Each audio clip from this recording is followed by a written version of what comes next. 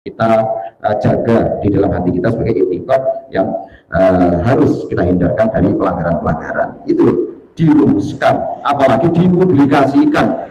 Wahaliyah qalbi, suatu pertingkah keadaan hati yang dimampu cinta kepada Allah kok dirumuskan, dipublikasikan, pasti bermasalah.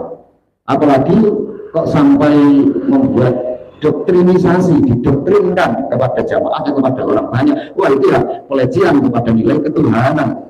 Pelecehan kalau itu bersangkutan dengan Kanjeng Nabi, ya pelecehan terhadap nilai kerasulan, kenabian.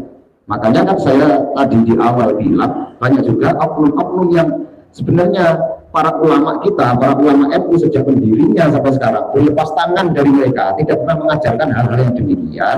Tapi mereka yang membuat pelencengan itu ngakunya ya sebagai orang NU, sehingga warga NU secara umum ya mendapatkan dampaknya.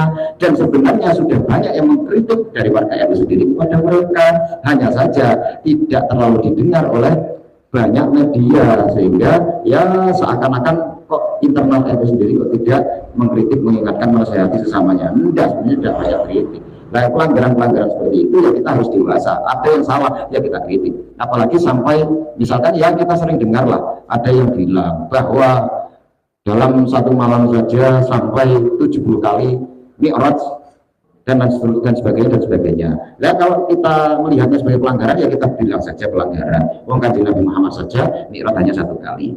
Terlepas dari orang-orang yang pro kepada ta'alum, para hafiz itu, atau yang kontra kepada mereka, ya tetap bagaimana kita melihatnya secara subjektif. Apalagi kalau para ulama kita, kiai kita di Nahdlatul Ulama juga banyak dilecehkan oleh mereka. Sekali lagi saya tidak ada sentimen pribadi kepada siapapun, entah mereka orang yang mengaku keturunan siapa. Selama baik ya kita harus respect. Kalau ada pelanggaran ya kita harus bersuara, sehingga kita tidak hanya takrif buta.